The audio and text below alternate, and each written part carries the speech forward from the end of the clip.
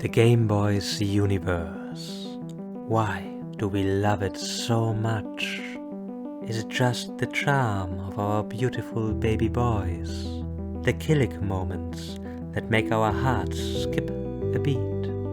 Maybe it is the feeling of being right there with them from the first gago, over the smiles, the pain of loss, being accepted for who we are, the despair of the first real fight, all the way to that wonderful kiss. Come, let us explore all of this together, reading into details no sane person would ever even dare to think about.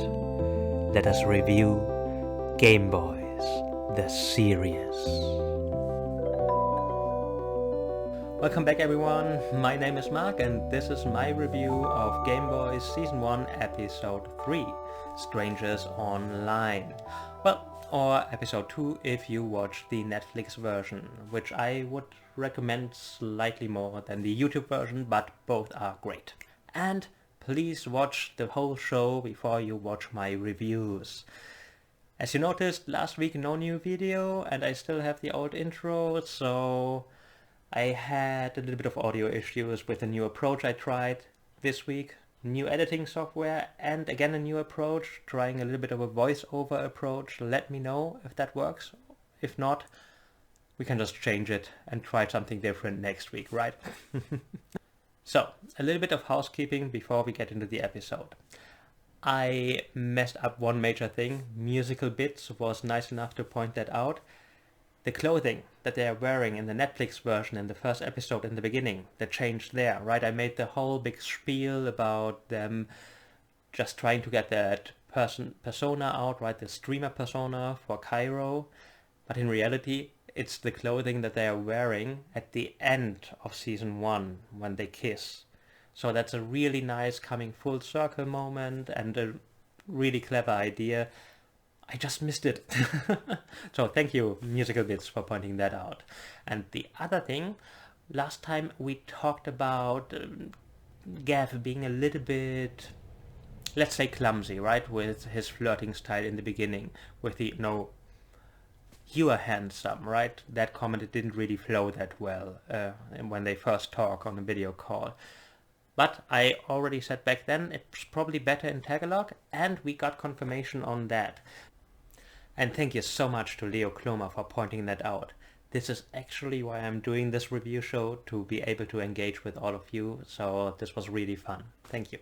So maybe you can see it here on screen, right, where we have a different translation approach of it. So it's basically a wordplay that works much better in Tagalog, and in Tagalog Gav is flirting really smoothly. Alright, with that, let's head on into the episode.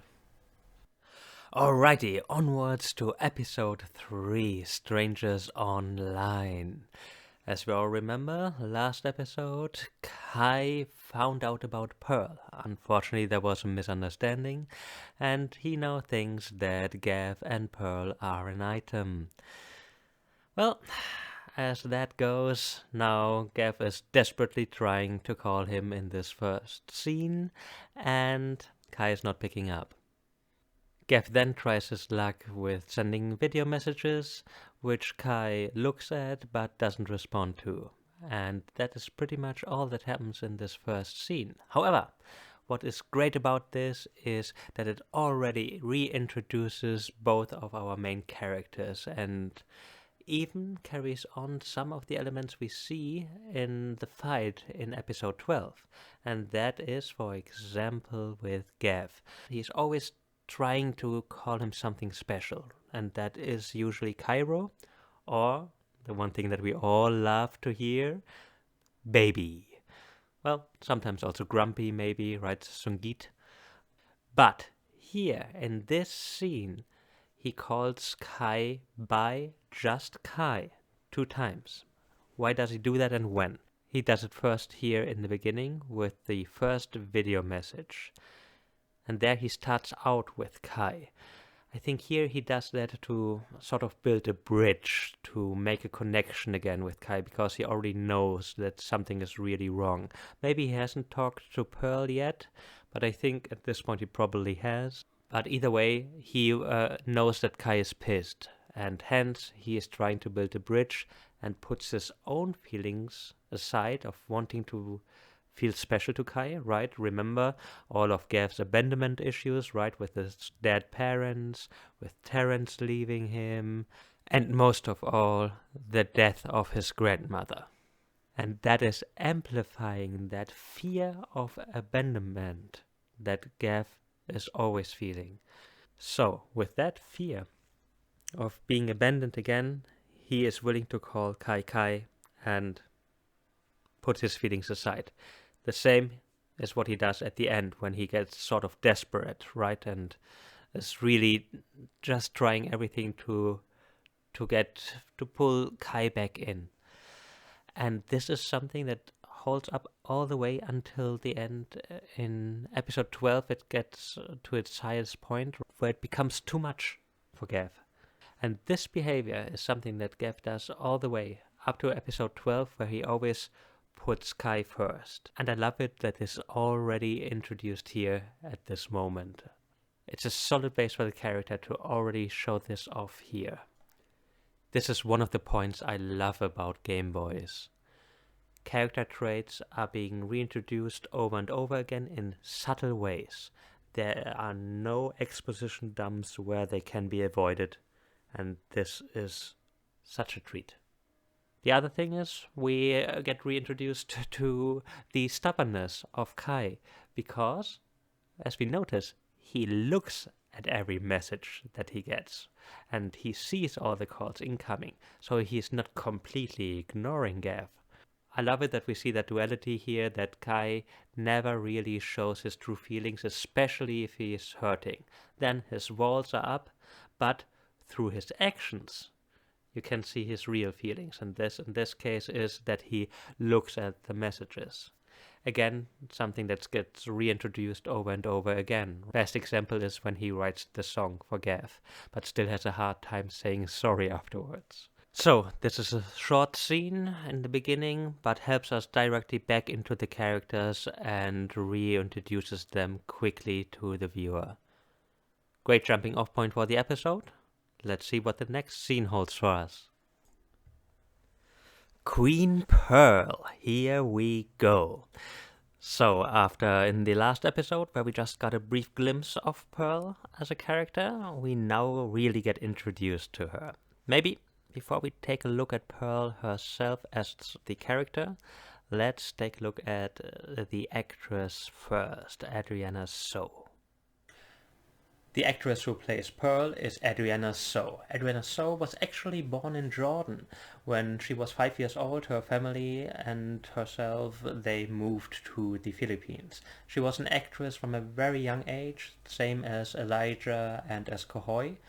And actually she only switched to Adriana So in 2017. Before that she went with, and let me look that up so I don't butcher it completely, she went with Malak So Stifat.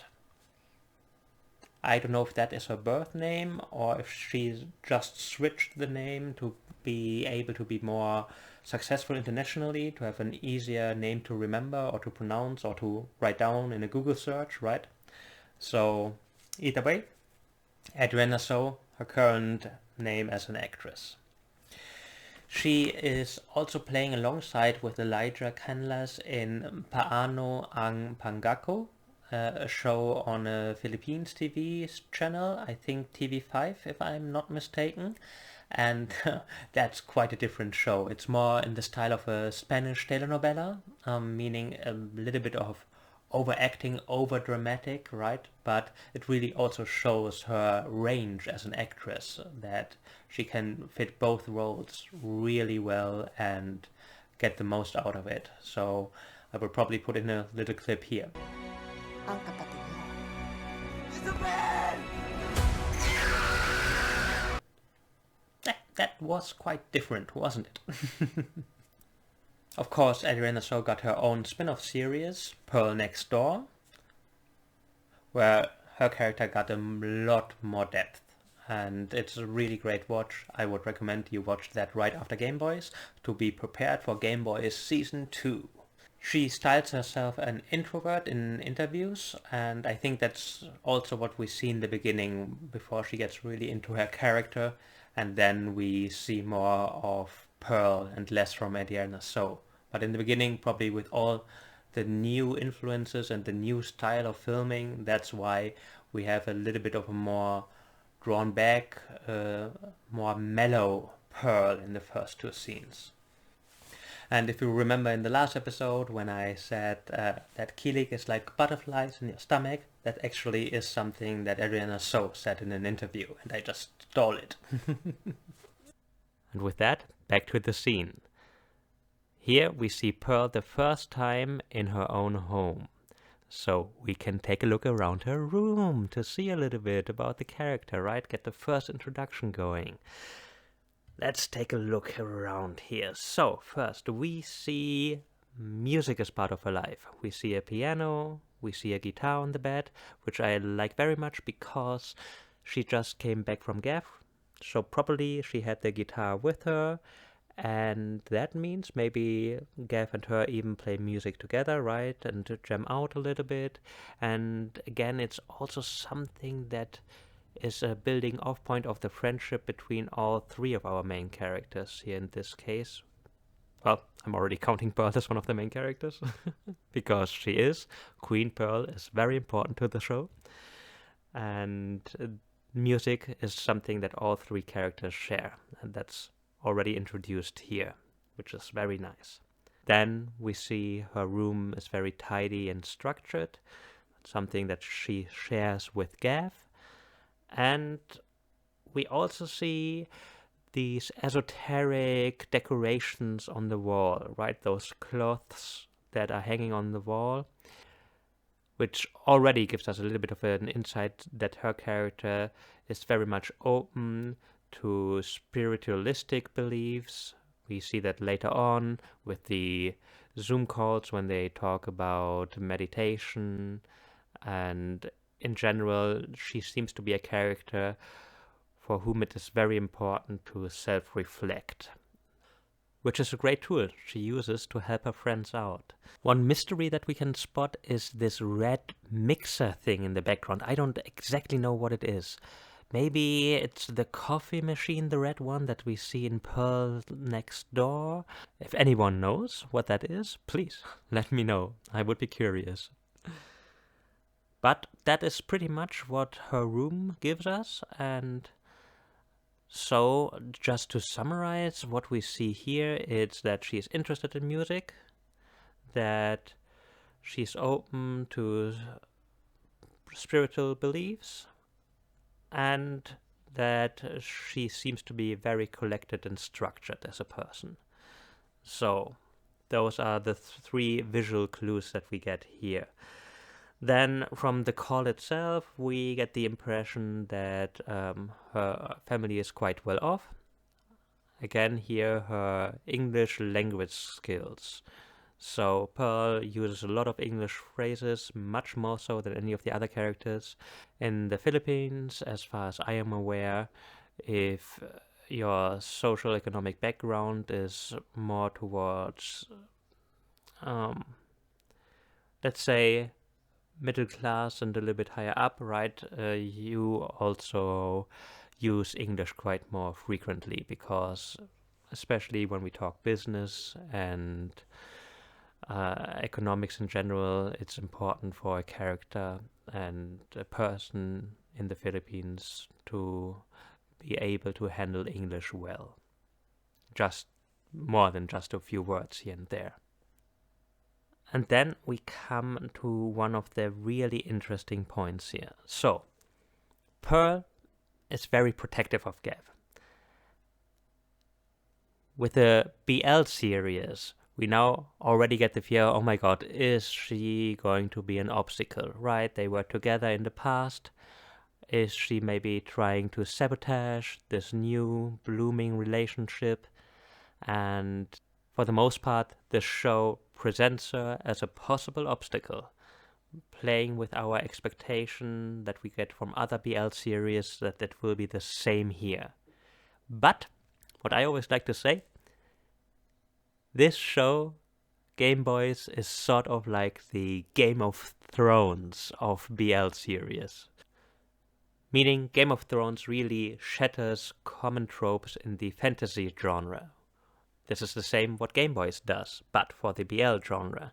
And here the first example with Pearl. Because we get to believe here that she might be an obstacle, but in hindsight, and now looking with analytic eyes at this scene here, we can see that where she is coming from is just concern for Gav. We have to remember, she knows all about his past, and she just came back from living with him due to his grandmother dying.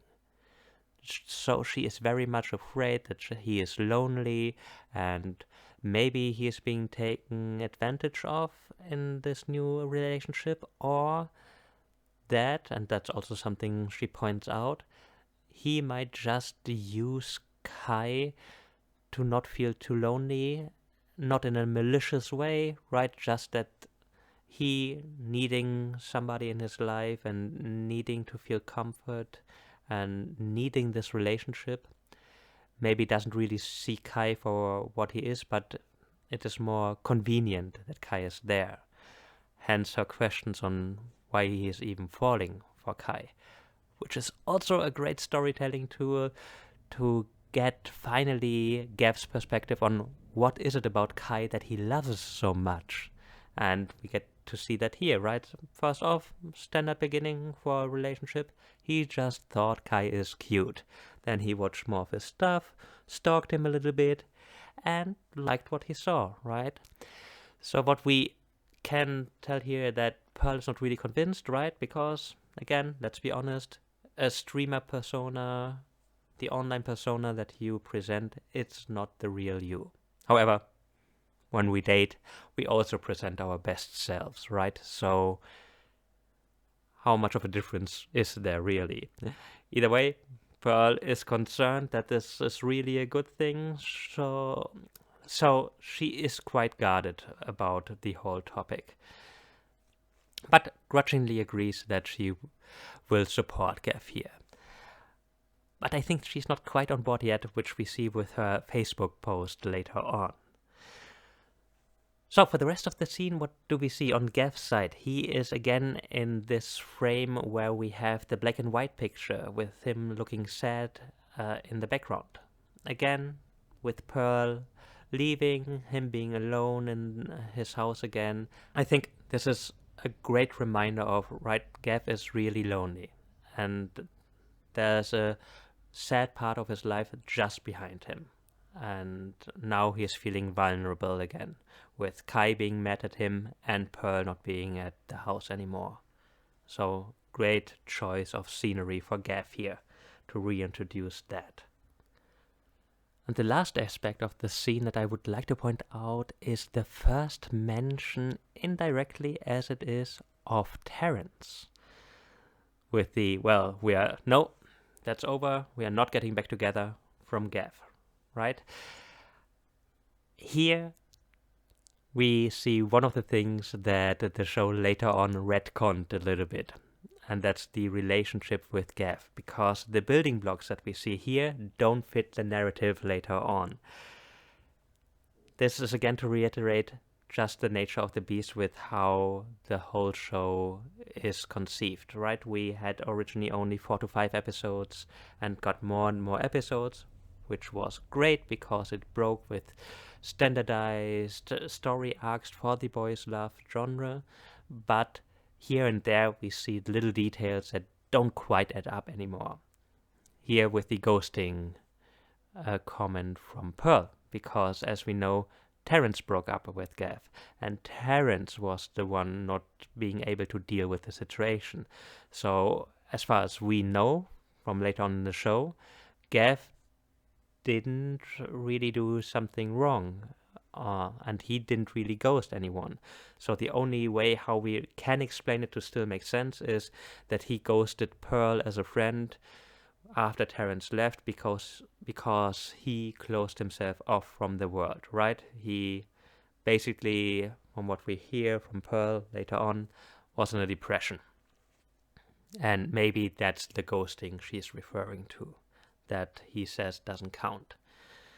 However, more likely there was a different idea with Terence at that point on how that relationship went. But all in all, great scene to introduce Pearl to the viewer with leaving a little bit of the feeling behind that she might be an obstacle, while still giving us her first character beats as a true friend to Gav. Which is a fine line to walk, right? Because giving us that feeling that she might be an obstacle, while in reality and in hindsight we see that she is just trying to be the best friend to Gav that she can be. It's a hard line to walk, and they managed that part beautifully. Now, after the call with Pearl, Gav tries again to reconnect with Kai. We get the reintroduction that Kai reads everything. And finally, at the mention of Pearl and the explanation for Pearl as Gav's best friend, Kai now replies. And following that, he accepts the call from Gav so that he can explain what this whole situation with Pearl is about. So which then leads us into the call where it is discussed what really is bothering Kai and Gav trying to apologize. Which works on multiple levels again, which I love. So, first off, let's just see from a visual standpoint what works here. It represents the relationship between both of them, right? We have Gav being straightforward and direct and smiling and being upbeat, while we have Kai being approached from the side, which represents that Gav is coming from a direction into his life that he never would have expected, right? This is an element that he wouldn't have thought would come into his life. That's something that we visually really see from the angle that Kai is sitting at, and it also shows that Kai is annoyed with Gav, right? So it shows this defensiveness, which is even amplified with the phone in his hands. The phone in general, nice, really nice detail, but I cannot even tell you 100% what I think it means. Sure, we have it as a wall, right? Just in real life, you're outside, you're on the subway, you have your phone up or a book or something else as a wall to shield yourself against all other social interactions. Well, at least if you're like me. Or is it something else, right? The phone here, especially in this show, with all of that social media stuff inside of it, is it just a representation of him trying to connect to other people? Because with Kai, we also have to remember, he's also pretty alone right now because he lost his best friend and he doesn't really have anybody to trust right now. And now the disappointment that he feels with Gav, is it just him trying to connect to people and showing that off? That he's trying to move on, but not really, but he cannot really do it yet? Which, luckily for us, he doesn't, right? Because we want our baby boys to be together. Or the last option I see here, what the phone might be able to stand for, is that Kai is preoccupied with other things other than Gav in his life right now, which also works great for the scene itself. So here, is that just representing his focus on his family, and that Gav is just a new element coming in while he is already occupied with other thoughts on his mind? Which works great for this scene on another level, because we don't even know yet why Kai is annoyed with Gav. We pretty much all think it's because of Pearl. But there's a second layer to it that Kai uses as the main layer and the first layer when he explains his annoyance, which probably is not true. It's at most on the same level, and that other layer is that he needed a friend and somebody that he could trust and turn to, and Gav wasn't there. And Gav promised to be there. To be fair, that's a hard promise to keep. You cannot be there at every point of time, and Gav tried to call back, but it's a promise that Kai very much took literally at that point. And Gav here reiterating that promise is what really gets to Kai emotionally as well. And that is why Kai, not being able to handle that flood of emotions, now talking to Gav again, is the reason why he hangs up the call in the end. Lovely scene. What else can we notice here? So in the background, we see some books on Gav's side, reintroducing that he is a student. The show, at this point, didn't tell us yet what he is studying.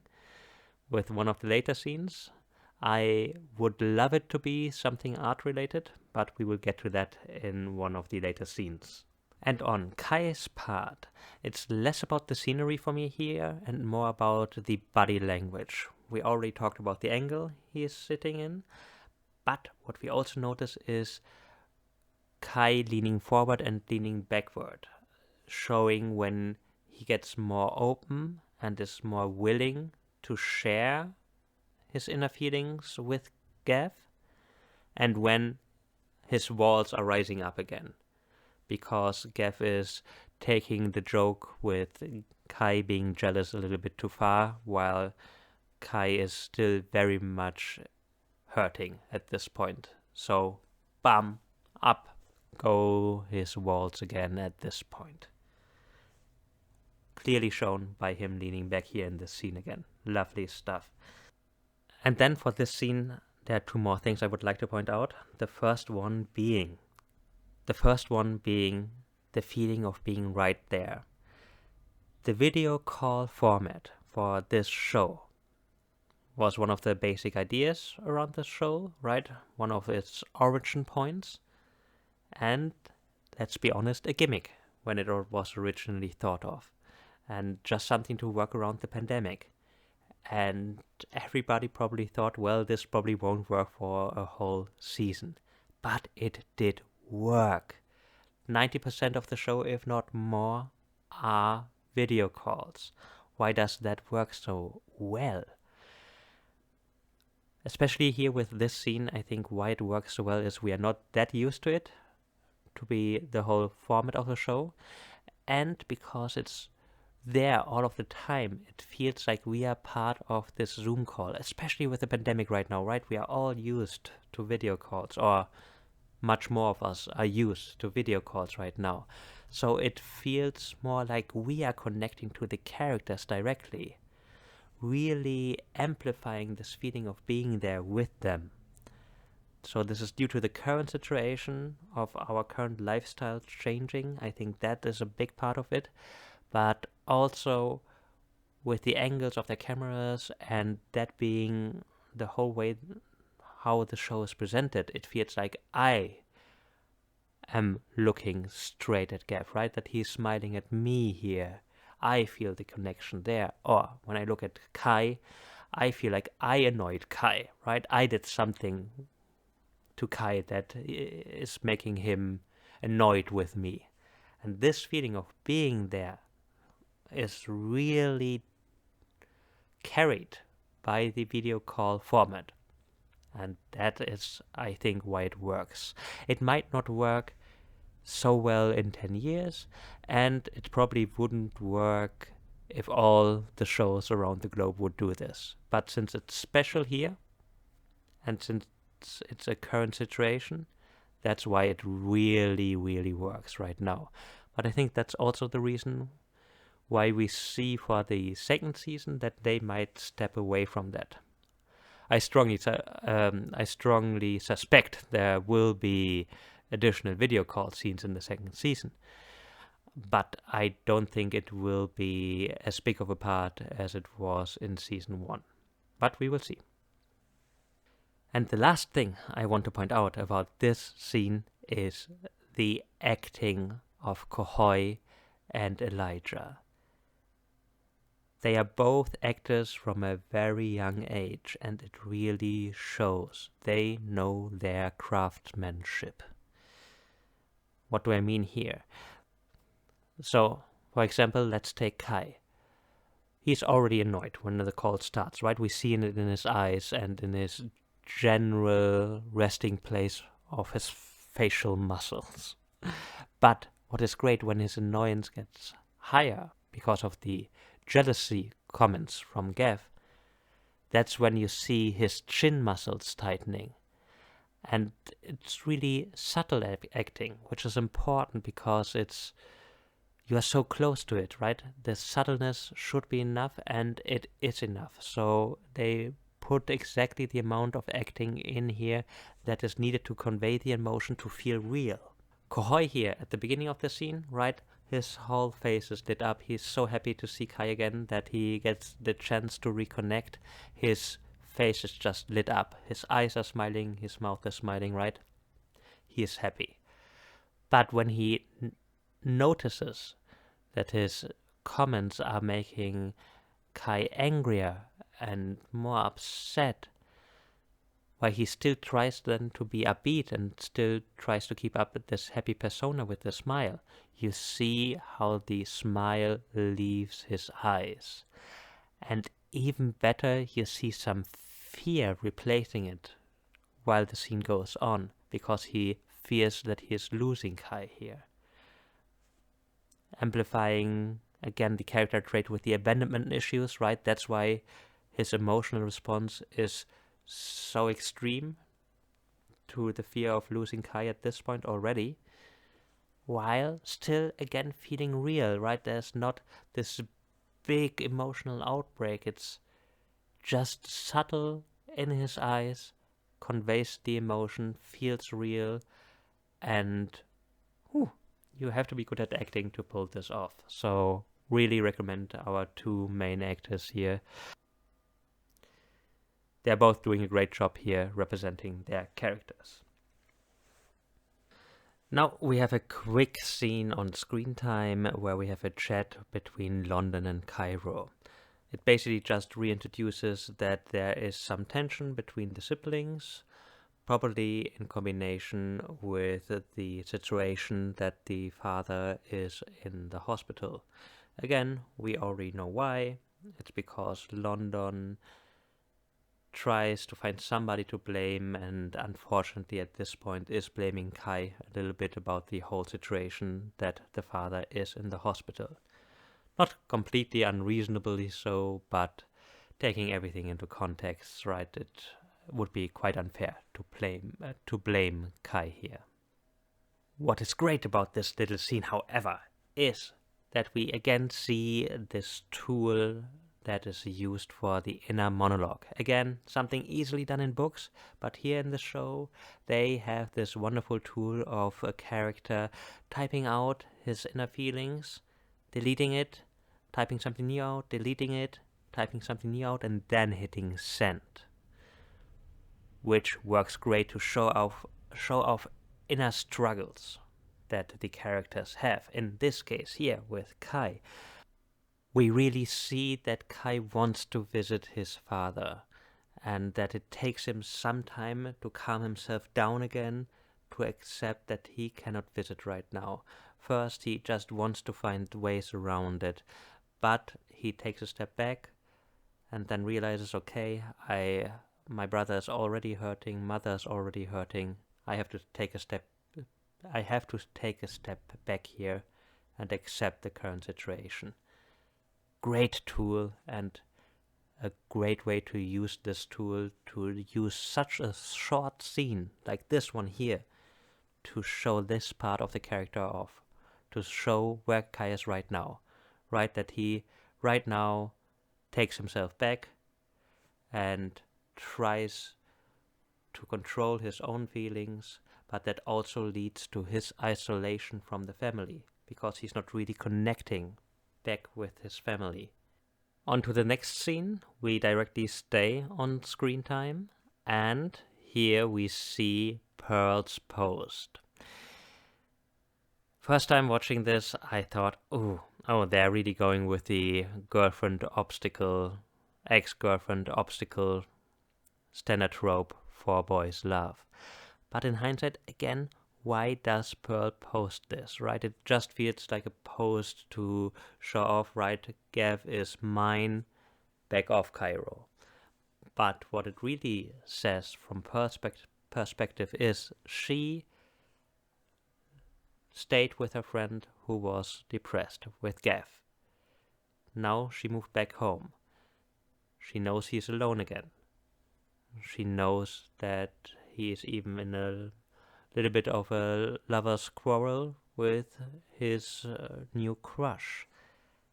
And so she decides, well, let's just post something to show him he has me. There are friends in his life, people who love him. I want to show that to him. Completely ignoring the fact that Kai would probably read that very differently. So I really don't think Pearl had any malicious intent here. She was just worried about Gav. Kai also takes a look at Pearl's profile, so we get a little bit of a deeper introduction into Pearl. Let's take a look there. So we see from her pictures, she has a lot of fashion sense, music is important to her, and Gav. What I think is a little bit missing here, when we take Pearl next door into account, other characters that are important in her life, meaning Colleen, Fonzie. Of course, this is due to the nature of the beast that nobody knew that. Even the writers probably didn't know that yet about Pearl, right? So Pearl wasn't that fleshed out yet as a character. That's why we don't see that here. But, of course, with hindsight, I always think this is a little bit of a shame. And in addition, we get this lovely picture with the cats. And in Pearl Next Door, I never saw those cats. What's up with that? Where are my cats? Why didn't I see any cats in Pearl Next Door? Well, another retcon, I think. Either way, all of this then ends up with Kai blocking Gav in this scene. And from Pearl's side, since we don't get anybody else introduced on the profile, we only get this amplification in the viewer's mindset that she might be the obstacle character. And since you cannot see me right now, I made quotes in the air there when I said that.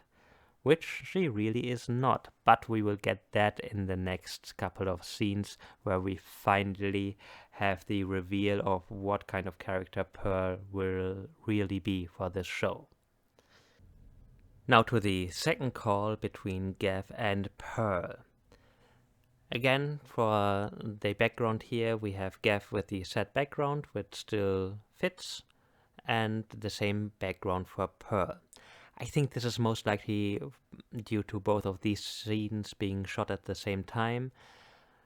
In the show itself, it seems like there's some time that has passed since then, so especially with the guitar being in the exact same place on the bed, I think that shows a little bit that those two scenes were shot back to back. Something that we don't have that much later on. Here, that's probably one of the growing pains. And again, something that really shows how different this show is to a normal shoot, right? Here, you have the actors at their home. They are just trying to film it mostly with smartphones and doing their own lighting, doing their own makeup.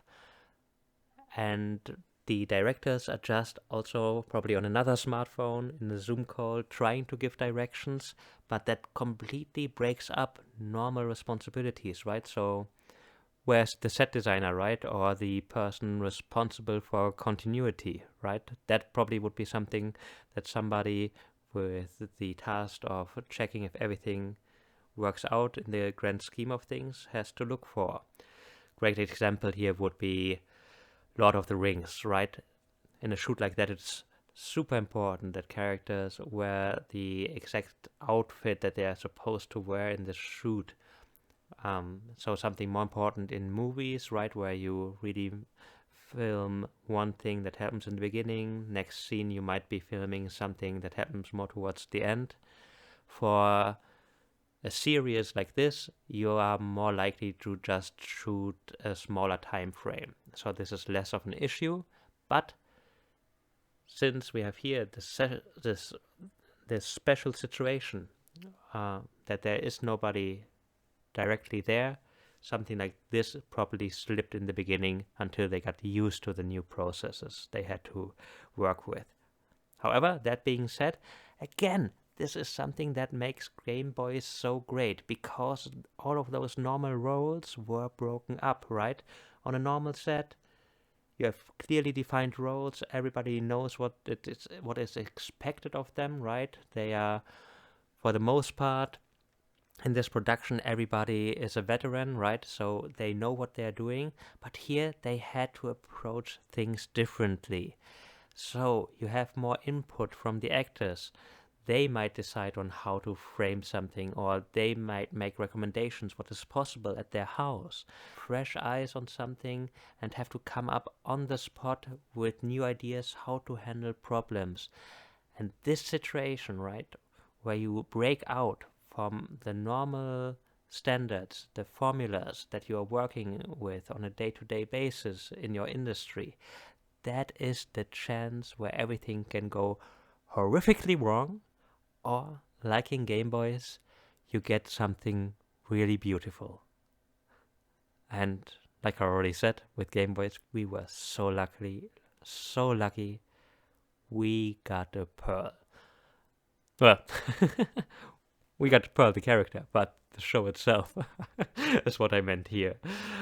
Maybe a little bit of a pearl in the rough in the first couple of episodes, but later on, just like our character, it was queen. It was a queen pearl. Oh boy, that was a bad pun, wasn't it? So, back to the scene. We have the second call between Gav and Pearl. And there are two things in this call that I would like to point out. First thing is that we finally see the moment where it clicks for Pearl that this relationship that Gav is pursuing with Kai is really important to him, and there's a future for it. What was that point? It's when Gav mentions the similarity between the situation that Kai is in with his father being in the hospital and his situation with his grandmother last year. And that's when Pearl understands, oh, this is something that can really work. That is something where they can connect over, where they can both help each other heal and grow from. And that, I think, is the moment when Pearl realizes, yes, I am on board with this relationship. And you can even see it in Pearl's facial reaction at that point when Gav is mentioning that. That's when she scrunches up, right, a little bit, and then her face clears up again, and you see she's approaching it from a new direction.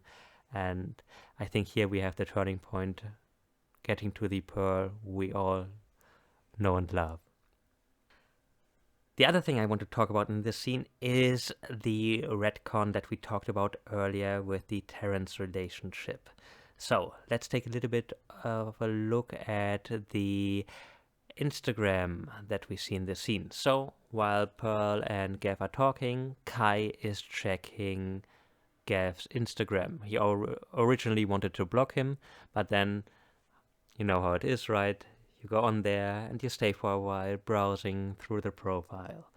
And that is what Kai does here. Of course, it perfectly fits what Gav and Pearl are talking about. So, they're talking about the grandmother, right? And we see here the grandmother died 51 weeks ago. Then we see the last picture with Terrence, 34 weeks ago. And then a post with Pearl, 28 weeks ago. So let's try to connect this. As far as we know, after his grandmother died, Terrence couldn't deal with the situation and left Gav. For two reasons.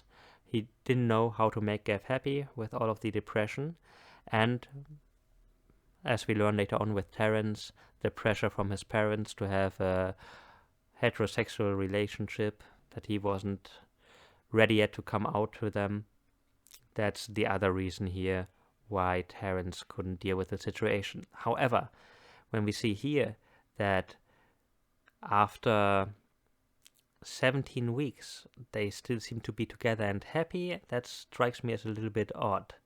And then that the depression goes on for so long on Gabriel's side that 28 weeks later is the first point where we see him together with Pearl, and again they look quite happy.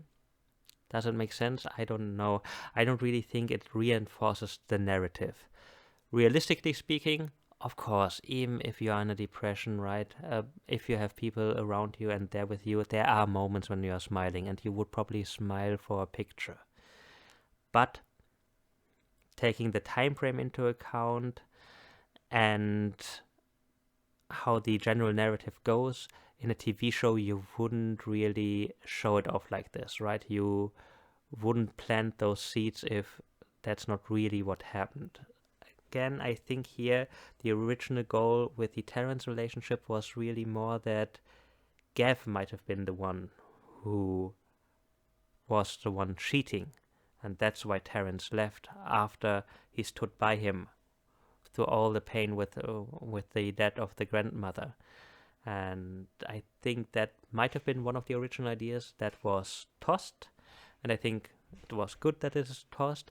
Yes, we have a little bit of the issue with Kohoi's character, that he is a little bit of a Mary Sue character, meaning a too perfect character, which later on they realize this issue. That's why they amplify the jealousy issue that comes or that feeds itself from the source of the anxiety of the abandonment issues that Gav has. But other than the abandonment issues and the lashing out from there, we don't see much of Gav's bad sides yet. I assume this is due to the issue here that they dropped one of the plot lines that would have shown off some of Gav's bad sides. I assume it was dropped because with getting more episodes they had to restructure the story. Again, that's what makes it like Game of Thrones for the boys' love genre, right? Because your expectations get subverted. But here we see a little bit of a retcon that it doesn't really make that much sense when we look at this timeline with the pictures here. However, what do you think? Do you think this is totally fine and works super well? Or am I reading too much into this here? I personally think this was planned a little bit differently when we look at the weeks that they put in there. Again, all of this needed to be graphically designed, right? So it's not just randomly assigned that we get those numbers there. But I also more think these images were more created with this scene in mind. And for the flow of this scene, it was more important to first show the image with Pearl, then Terrence, and then the grandmother, to follow along on this emotional journey Kai takes in this scene, with being annoyed with Pearl, getting even more doubts with Terrence's picture, and then getting the connection with Gav again on the image with the grandmother, or the whole post with the grandmother. Yeah, that's pretty much it for this scene. It basically gives us 2 times the connection point, right? Now Pearl is on board. She sees the connection now, that both of them, that Gav and Kai together can be really good for one another. So she's on board.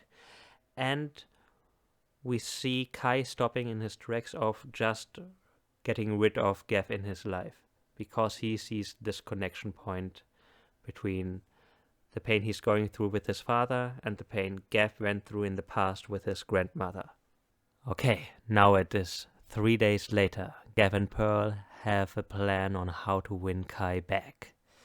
So, first point here is that Pearl is reaching out to Kai, since Gav is already blocked. What I like here is, first off, we see there's one mutual friend, so here that makes sense. Still, if you watch the first episode of my review series, I still don't know why Gav had 2 mutual friends with Kai. But here, one mutual friend makes sense. Then we notice how much English Pearl is using. Again, reintroducing the social economic background of Pearl's character just by the way she is talking. And what we see also is, since again in this scene we are watching it from Kai's perspective, Kai's search has changed. There is now 2 searches for fashion articles and 1 search for a plant. For the fashion article, since we know that Gav is much more inclined into fashion, right, and he is much more interested in fashion, maybe that is a reflection on how close they have grown together already, even though they had this fight. That now Kai is also more interested into fashion, or that he might even just want to look good for Gav. Who knows? But it's a nice little detail we have there on this side. The plant, since it never becomes a topic in the show, I see it more in a general metaphorically use, meaning here plants is usually something that you see when something is growing, right? Something is blooming, and here where we are heading towards the road of redemption for Gav, where the apology is getting accepted, we see that growth, right? That blooming of the relationship again, represented by the search for a plant. Small little details, but again, this is what I like so much. If you look around, you see a lot of details, and again, this had to be designed, right? So it's not just there randomly. Then we come to the apology video. I like it. It's a really old meme with the signs, right? Putting them to, always getting them from the side into the frame, but it's well done and it's really, really cute. What I like here is something that I would like to point out is one of the differences between the Netflix and the YouTube version, the subtitles. So on Netflix they have the major benefit that they can display the subtitles in different locations, usually either at the top or at the bottom. And on YouTube you only have it at the bottom. So here Netflix has a little bit more of a wriggling room on where to place subtitles to make it look nicer. And the other thing that the Netflix subtitles do is they remove the English parts. So if a character speaks a whole sentence in English, then it won't be in the subtitles. And here as well, right? For the signs that are already in English, there are no subtitles on the Netflix version. While on the YouTube version, for I Like You, for example, you still have the subtitles, which is a little bit overboard, but yeah. However, that shows that, again, Netflix is a little bit more polished when you are looking for which version to watch. Again, and if you haven't checked the Netflix version, I would really recommend just get 1 month of Netflix to watch that show. Maybe wait until at the end of May in case the 2nd season also comes out on Netflix. So inside that apology video, we see something really interesting about the character. It's just in the background again. Also, just to be clear, right, this is the house of the actor Cojoy de Santos. So those images in this case, the pictures that we see in the background, right, those paintings, they might have nothing to do with the character and they were just there in the house. However, we see later on in the show that Gav is also a painter when he makes a roast video about Wesley, Kai's friend.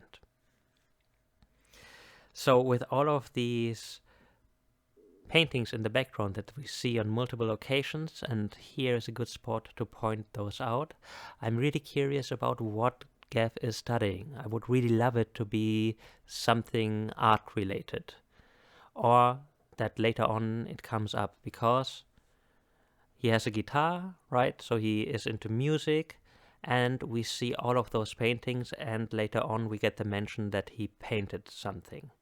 So maybe for the 2nd season we see a little bit more of that, because again, those little details. they are the reasons I like this show so much in part. And it would be great if they picked up on this plot line that they implemented here with Gav being into art. Then we head on from this prepared video to the next one.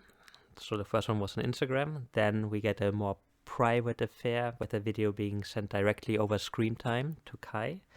And that's where Gav is singing to Kai, right? Writing an own personalized song, and it really pulls at the heartstrings. And what it really does in a great manner is that it shows all of the relationship again, right? Here, the first time around, we don't have an intermezzo handled via Instagram. It's really flashbacks. So the first time, and I think one of the only times where we have flashbacks in the show.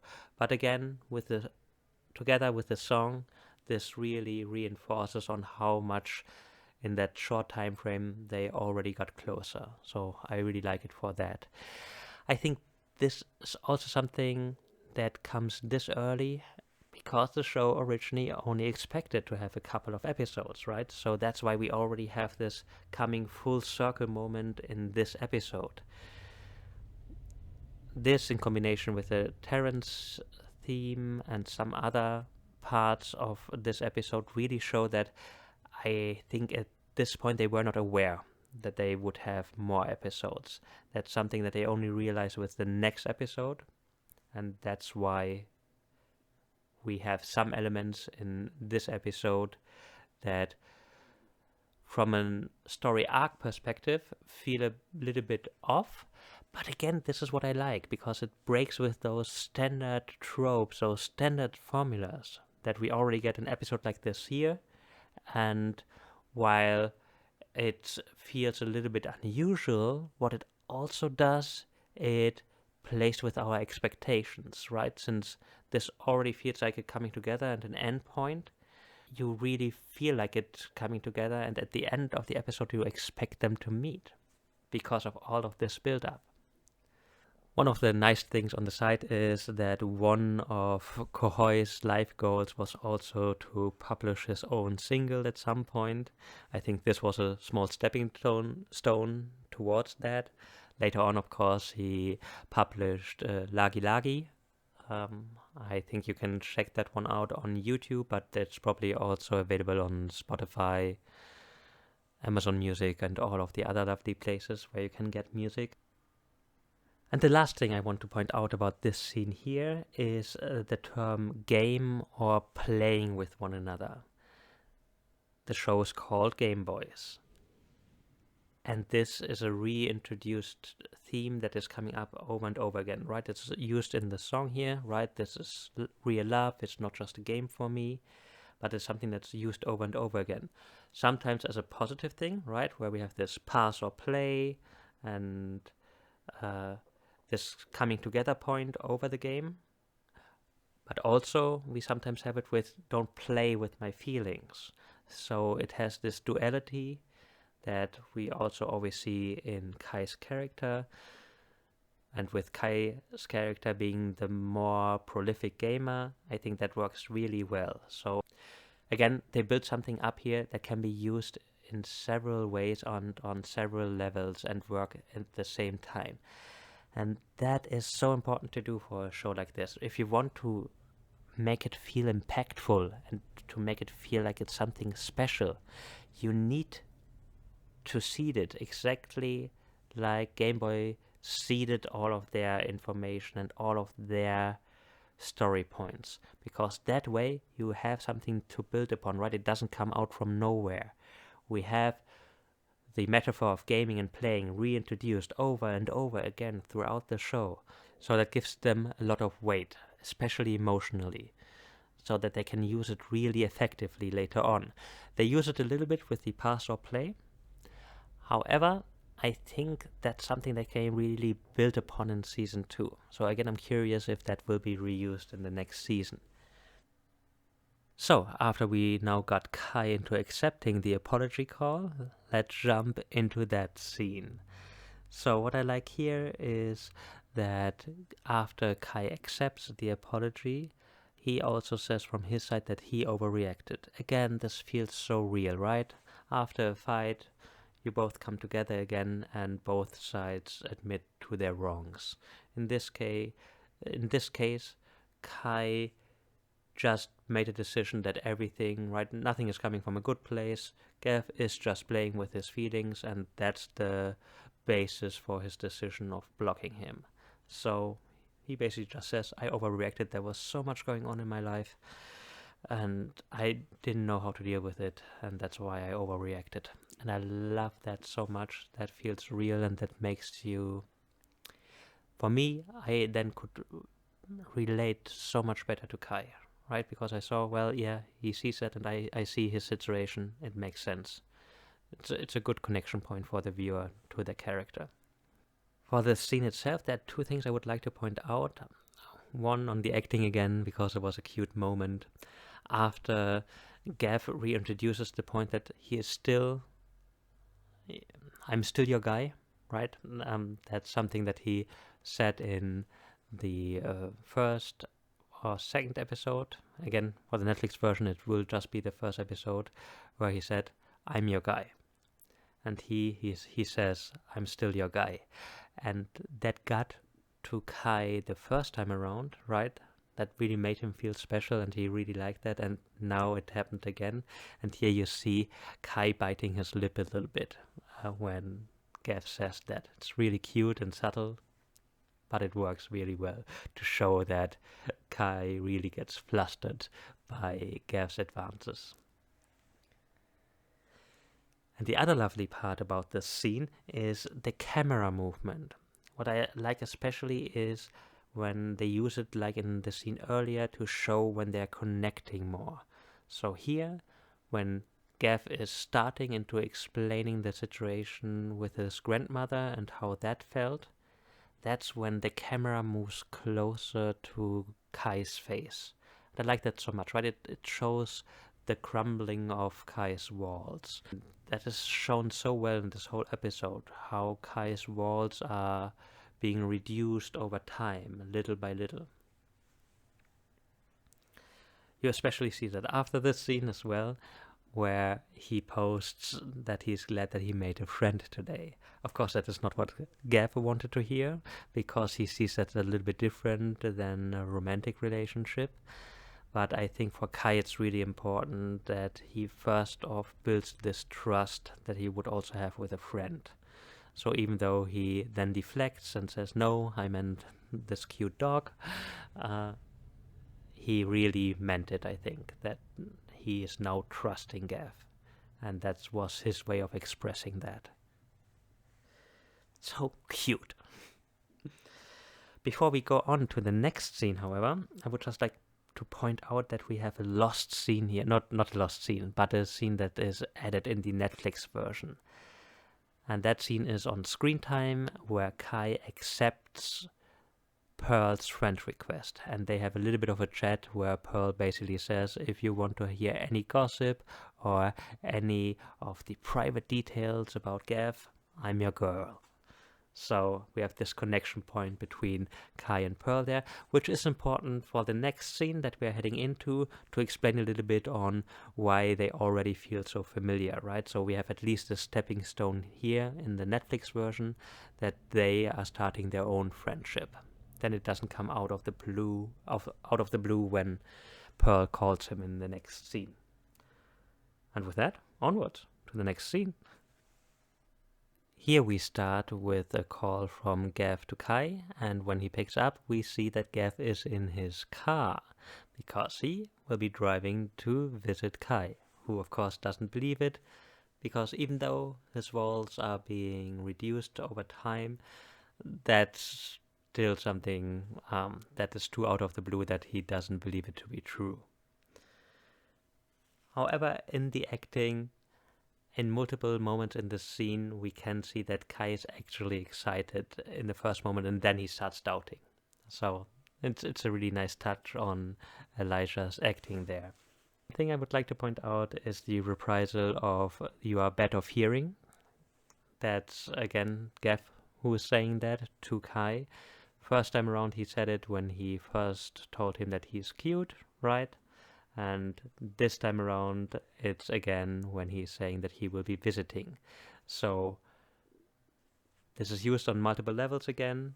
Kai just saying what and not accepting what he heard because it's too good to be true, right? So his walls are up.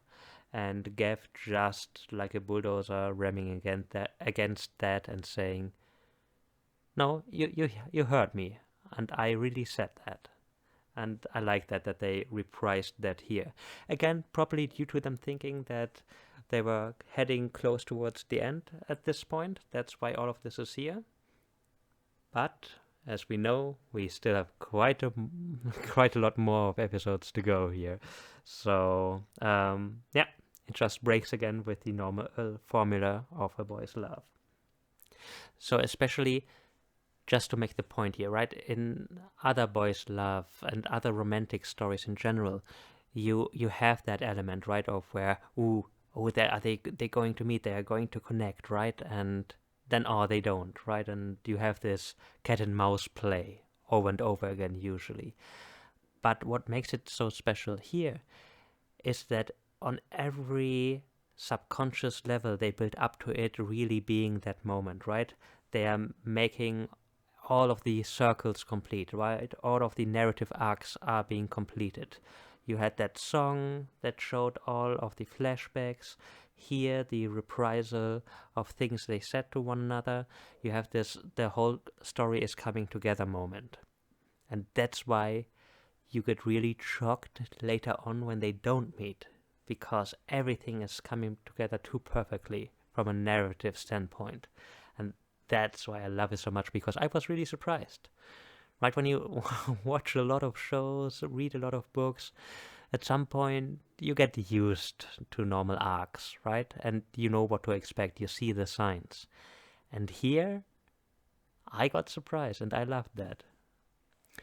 The other thing in this scene that is lovely is the flirting style. It's something that I didn't point out too much so far, but Gav is flirting quite sexually. And I like it again because it feels so real, right? And it's oftentimes, if one character is quite sexual in his flirting, the other character might be too naive to understand, or they are not really joking around with it that much. But here, it feels like, even though Kai reacts a little bit like, ooh, you pervert, right? But it's more of in a joking matter, right? They are both on board with the joke here. So I like that a lot. It's really cute, and also it's fun to watch that kind of flirting style, right? So as a viewer, I approve. Then we switch to the call from Pearl, where Kai finally understands that this is real and this is happening. So what I really love here is that we now get the Pearl that we know and love, right? And that is our avatar, President of Third Wheels, Queen Pearl. What do I mean with that? It's basically, from this point out, Pearl becomes more of the lens for the viewer, right? So she becomes a fan, right? She is shipping both of them. She is shipping Kai real. And they make comments over and over again during the show on that. So it really gives the viewer the opportunity to see both of our boys through Pearl. And that's a lovely narrative tool that they built themselves there. I also think this is due to them here realizing that they will have more episodes. So after this episode, they realized that, and they saw the reaction to this moment for Pearl. And that's why we get more of this more energetic Pearl, and with this kind of focus on Pearl. On the one hand, unfortunately, it doesn't leave much room for her own development. So that's why I'm so glad that we got Pearl next door, to have Pearl fleshed out more, which will be really interesting for the second season of Gameboys, how that will all play together. But it shows on how reactionary sometimes the show could be.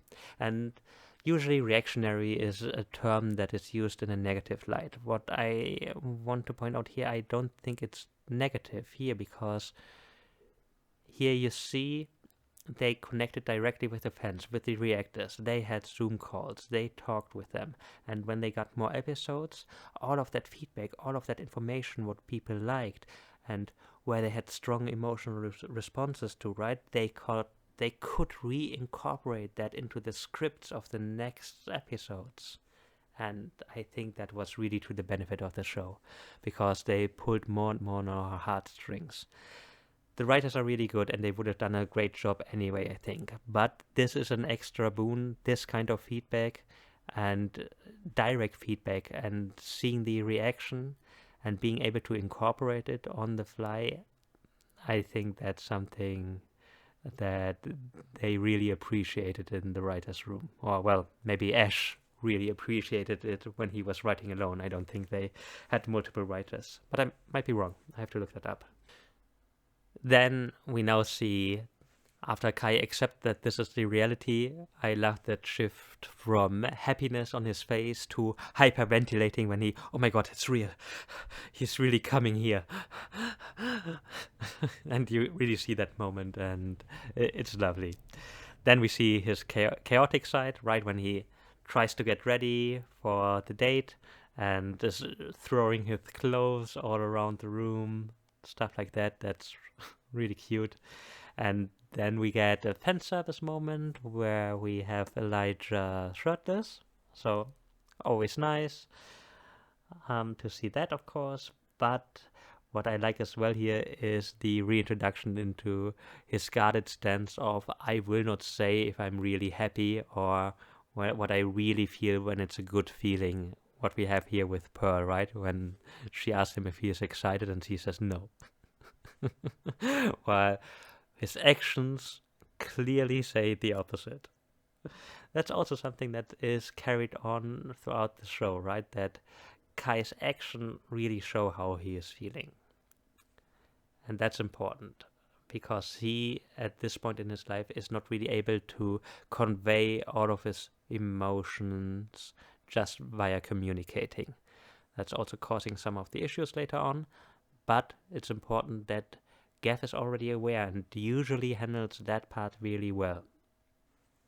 Other than that, we basically end on a climax here with the will they, won't they moment of, will Gav really be there, right? The car pulls up and we think it will be Gav, but here the episode ends.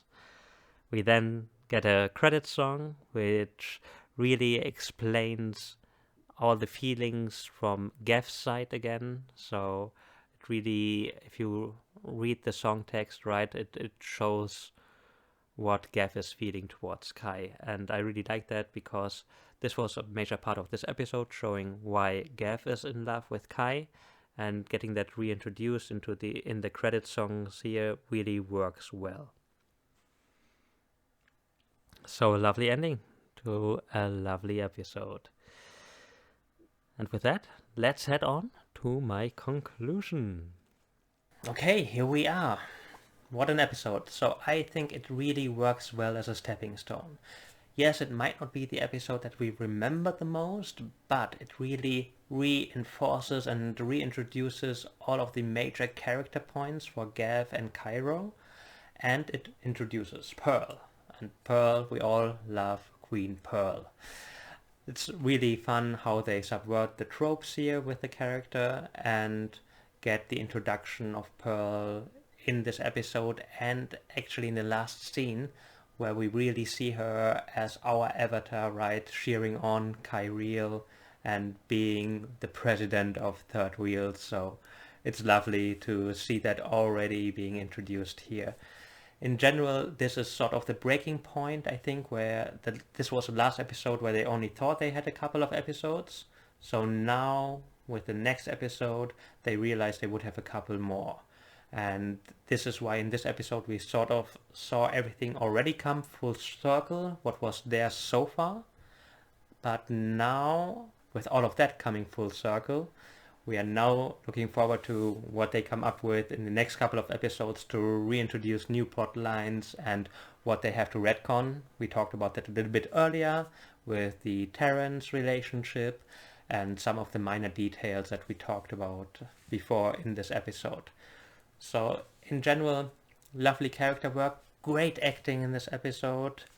In those minor details, everybody remembers the big moments, but I really like to appreciate also in those little moments, right? In those little details that they were really in character and got the most out of it. There's a reason why we started watching this show, right? And why we already fell in love with these characters. And that is because the show was great from the beginning, not just because of the highlight episodes that we will talk about later on. So all in all, great episode. And I'm really looking forward to talk about the next episode next week. I hope you like the new format. If this didn't work out and I should go back to the just me talking style with only a couple of clips, please let me know. If I should go in a completely other direction, also please let me know. Otherwise, I just will try to improve somehow and figure things out on the fly. Alrighty. See you all next time.